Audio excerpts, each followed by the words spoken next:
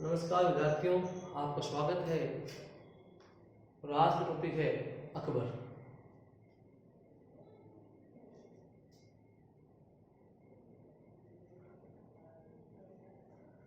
पिछली वीडियो में हमने देखा था किस तरह से हुमायूं की मृत्यु हो जाती है और मृत्यु के पश्चात अकबर का राज सिंहासन पर बैरम खान के द्वारा से बिठाया जाता है। अकबर को सबसे पहले काला नूर में सिंहासन पर बिठाया गया था। जब अकबर दिल्ली पहुंचता है तो उस समय हेमू दिल्ली पर कब्जा कर चुका होता है। तो हेमू और अकबर के बीच में पानीपत का द्वितीय युद्ध होता है। कौन सा? पानीपत का सेकंड युद्ध।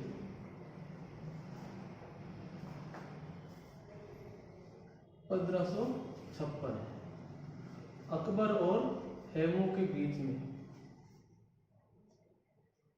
इस युद्ध में हेमू के आंख में तीर लग जाता है और आंख में तीर लगने से वो घायल हो जाता है और वह हेमू युद्ध हार जाता है और अकबर की विजय होती है। इस तरह युद्ध में अकबर की जीत होती है और दिल्ली में फिर से मुगलों का राज आरंभ हो जाता है।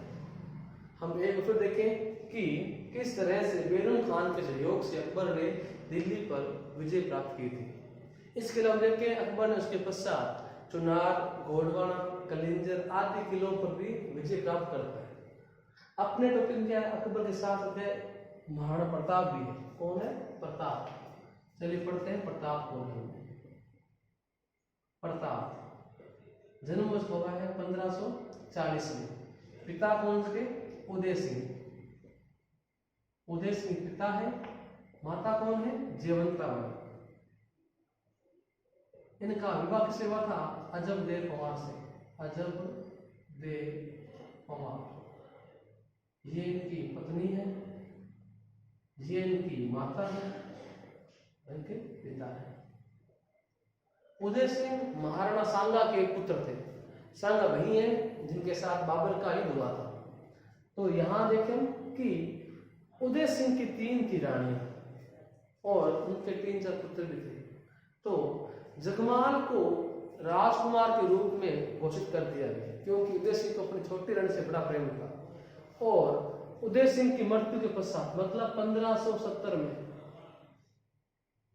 1572 में उनकी मृत्यु के पश्चात सिंहासन को लेकर कुछ संघर्ष हुआ तो जगमाल को राजा बना दिया गया। तब क्या हुआ? प्रताप के नाना अखीराज सोनगिरा ये कहां के थे? ये थे पाली के। इनके सहयोग से प्रताप को फिर से राजगद्दी पर उठाया गया। तो जगमाल कहां चला गया? जगमाल चला गया सीधा अकबर के पास। कौन गया? जगमाल अकबर के पास चला गया और जगमाल जब अकबर के पास गया उसने कहा कि मेरे भाई प्रताप ने मुझे यहाँ से निकाल दिया है। तो अकबर ने देखा भाई एक अच्छा मौका है मेवाड़ के अंदर संघर्ष को आरंभ करने का या मेवाड़ को जीतने का। तो यहाँ हम देखते हैं प्रताप ने क्या किया। प्रताप ने मैसेज किया किसको? राय सिंह को। अब राय सिंह कौन है? राय सिंह का संबंध है बीकानेर से। कहां से? बीकानेर से। राय सिंह बीकानेर से और ये मुगलों के अधीन थे क्योंकि आप जानते हो जब 1570 में अकबर के द्वारा नागौर दरबार का आयोजन किया गया था उसमें राजस्थान के सभी राजाओं ने भाग लिया था। सिर्फ मेवाड़ की ओर से प्रताप ने और मारवाड़ की ओर से चंद्रसेन ने उनकी संधियां स्वीकार नहीं की। बाकी सभी राजाओं ने उनकी संधि स्वीकार कर ली थी। तो राय सिंह को बोला गया कि जगमाल यहाँ आ गया है और जगमाल ने कुछ करना है। तो क्या होगा? लेकिन उस समय क्या हुआ? सिरोही में घटना हुई। कौन सा जिला है? सिरोही में 2 भाई थे, बीजा देवड़ा और देवड़ा सुल्तान। इनके पिता की मृत्यु हो गई तो दोनों भाइयों में सिरोही को लेकर संघर्ष हो गया। दोनों ही भाई सिरोही पर अपना अपना कब्जा बता रहे थे। तो बीजा देवड़ा ने रिक्वेस्ट से की? अकबर से की कि मुझे सिरोही का राज्य मिलना चाहिए। तो क्या हुआ? अब यहाँ अकबर को लगा अच्छा मौका है तो उसने ऑर्डर दिया किसको? राय सिंह को, जाओ इनका मामला सुलझाओ। तो राय सिंह क्या किया? सियोकेस का, और देवट नाम में यहाँ से निकाल दिया। अब क्या है, सिरोही बच गया किसके पास, बीजा देवड़ा के पास बच गया। यहाँ हम देखते हैं कि अकबर बोलता है राय सिंह को कि जगमाल को आधा राज्य दे देना चाहिए। तो यहाँ सिरोही क्या हो गया, सिरोही दो भागों में बंट गया। आधे को कौन आ गया, बीजा देवड़ा, आधे को कौन आ गया, जगमाल। परंतु कुछ समय के पश्चात क्या हुआ, यही जो देवड़ा है इसने संघर्ष किया, और संघर्ष में क्या, जगमाल मारा गया। इस तरह जगमाल की कहानियां एंड होती है।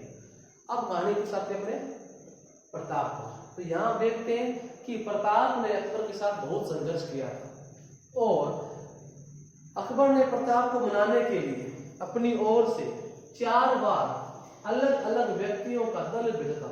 4 व्यक्तियों का दल अलग अलग टाइम पर भेजा था।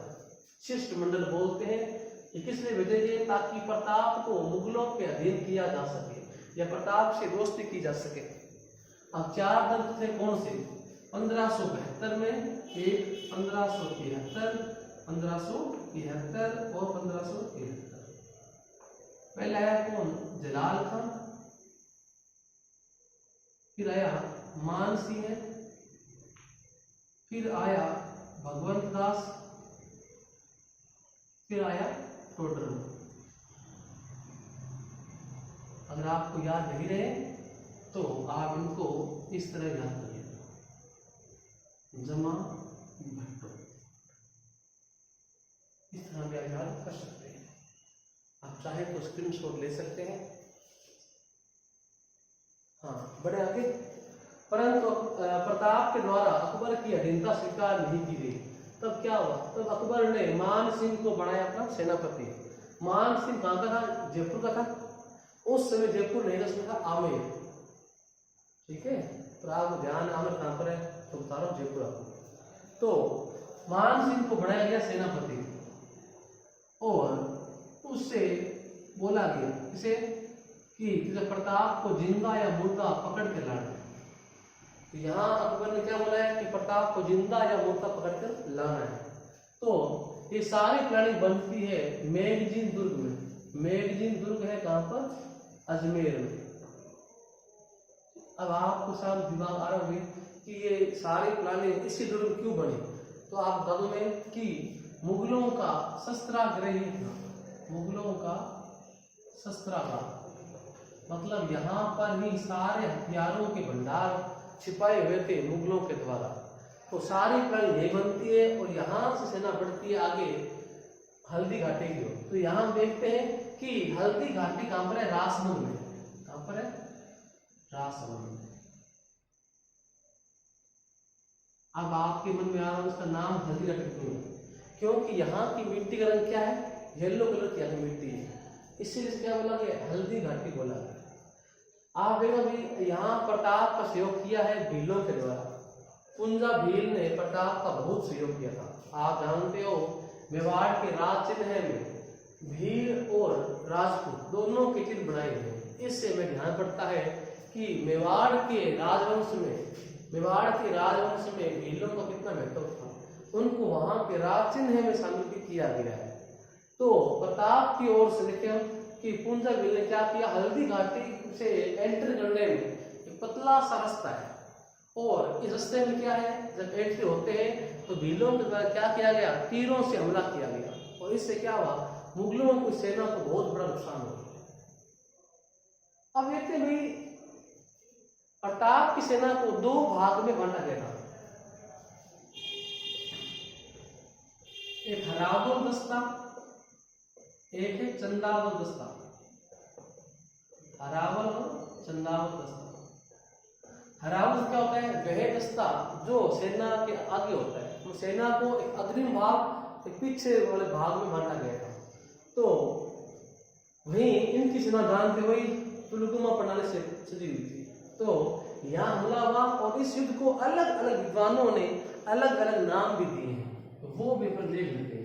अलग अलग विद्वानों ने हल्दी घाटी युद्ध को क्या बोला है, तो आप देखते हैं कि अलग अलग विद्वानों ने इसे क्या बोला है। पहले आता है, अब ये उपनाम है हल्दी घाटी के, हल्दी घाटी युद्ध के उपनाम।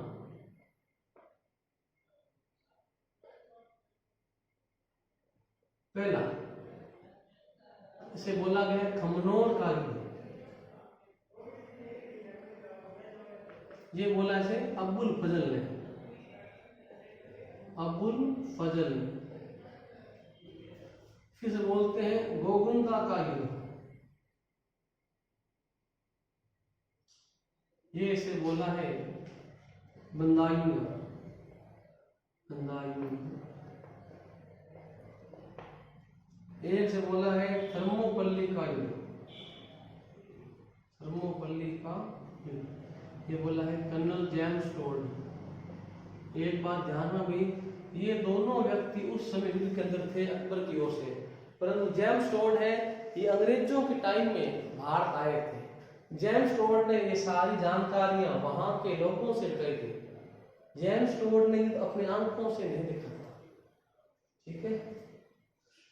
हाँ, इसके अलावा से हाथियों का युद्ध भी बोला गया है, हाथियों का युद्ध भी बोला गया। अब आता है मुंसफाता भी, इसे हाथियों का युद्ध क्यों बोला गया, तो आप बता दो इस युद्ध में अकबर और प्रताप की ओर से इसको हाथी, मतलब इसमें दोनों ओर से बहुत सारे हाथियों को शामिल किया गया था।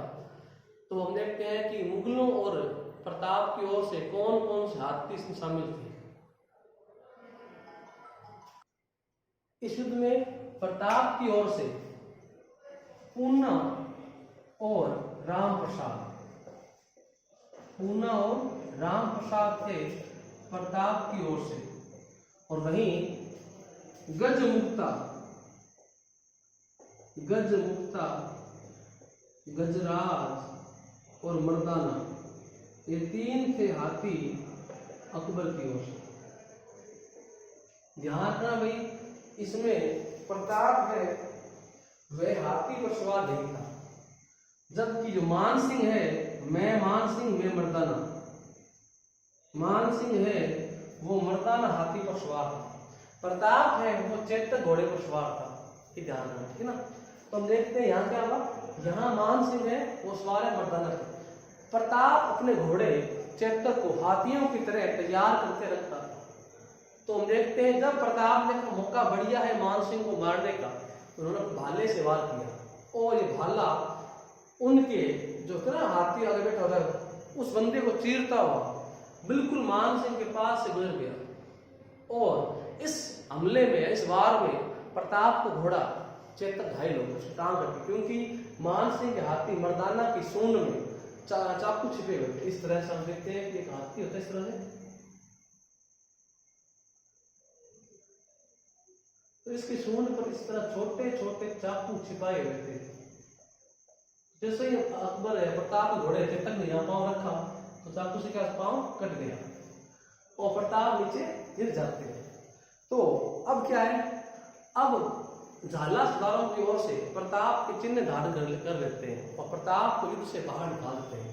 प्रताप के पीछे पीछे सारी सेना बाहर भागती है और यहाँ झाला सरदार भी मारे जाते हैं। जब प्रताप के भाई शक्ति सिंह, यहाँ प्रताप के भाई हो रहा है कौन है, शक्ति सिंह, ये अकबर की ओर से युद्ध में शामिल थे।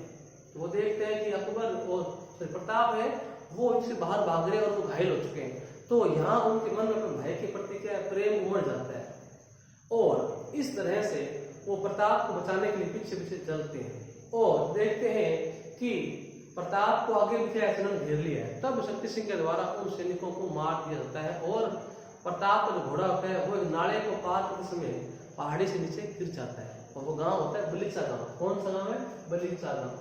बलीचा गांव के पास प्रताप का घोड़ा चेतक गिर जाता है क्योंकि वहां उसकी मृत्यु रहती है।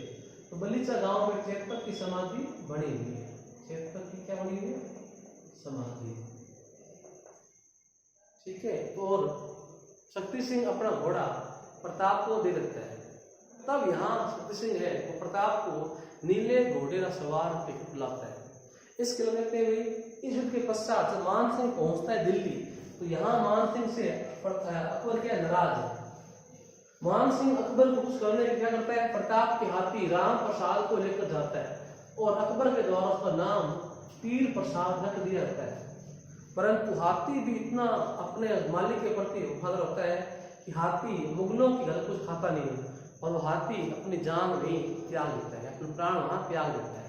और उसके पश्चात लंबे समय तक अकबर और प्रताप के बीच में संघर्ष चलता रहता है, परंतु कभी भी क्या है, प्रताप ने अकबर से हार नहीं मानी। और 1597 के अंदर धनुष पर प्रत्यंचा लगाते हुए, धनुष पर क्या है, प्रत्यंचा बोलते हैं उस तार को जो धनुष पर बांधते हैं, वो टूट जाती है और प्रताप घायल होते हैं, उससे क्या है, प्रताप की मृत्यु हो जाती है। इसके अलावा देखते हैं कि जब दिवेर का होता युद्ध, उस समय अमर सिंह के द्वारा रहीम खान खाना के पूरे परिवार को उठाकर वो ले आता है प्रताप के सामने, परंतु इस घटना से अकबर प्रताप को बहुत दुख होता है और प्रताप बोलते हैं पुत्र अमर सिंह को कि जिस तरह से इस परिवार को तुम लेकर आए हो, उसी आदर के साथ, सम्मान के साथ तुम वापस मुगलों के शिविर में छोड़कर आओ। इससे हमें ध्यान पड़ता है कि प्रताप महिलाओं का कितना सम्मान किया करते थे। इसके अलावा देखते हैं भाई, प्रताप ने इसके अलावा चावंडिया भील को रहता और उसकी स्थान चावंड को अपनी राजधानी भी बनाया था। जगन्नाथ कछवा है अमेरिका, उसने मुगलों का सहयोग किया था दिवेर युद्ध में, तो प्रताप के द्वारा बाद में आमेर पर हमला भी किया गया और वहां से जो राशि लूट कर लाए थे उससे नीलकंठ का मंदिर भी उन्होंने बनवाया था। अब आपकी बात की प्रताप की समाधि कहाँ बनी, तो ध्यान रखना भाई, बारडोली गांव है। कौन गांव है, बारडोली। वहां पर प्रताप की 8 खंभों की समाधि बनी हुई, 8 खंभों की छतरी बनी हुई है बारडोली गांव में, ठीक है। और जो है ना चेतक वो कहाँ है, बलीचा में, वे बलीचा वे बडोली, मतलब मालिक और घोड़े की समाधि ये दोनों कहाँ से, बेर से बनी हुई, ठीक है। तो इस तरह से आज अपना टॉपिक पूरा होता है अकबर और प्रताप। और इस टॉपिक को सवाल आपसे मैं पूछ देता हूँ। क्वेश्चन नंबर 1, हल्दी घाटी का युद्ध कब आरंभ हुआ? क्वेश्चन नंबर 2, अकबर की ओर से इस युद्ध में शामिल होने के लिए कौन से शासक को भेजा गया था? क्वेश्चन नंबर 3, अकबर के द्वारा भेजे गए शिष्टमंडल में कौन कौन से सदस्य शामिल थे? क्वेश्चन नंबर 4, प्रताप के घोड़े चेतक की समाधि कहाँ बनी? क्वेश्चन नंबर 5, प्रताप की समाधि कहाँ बनी? इन सभी सवालों के आपको उत्तर देने कमेंट बॉक्स में, और सही उत्तर देने वाले का नाम अगली वीडियो में दिया जाएगा। तो अगर आपको वीडियो पसंद आती है तो लाइक कीजिए, कमेंट कीजिए और शेयर कीजिए। और अगर आपने चैनल को सब्सक्राइब नहीं किया है तो सब्सक्राइब कीजिए। धन्यवाद।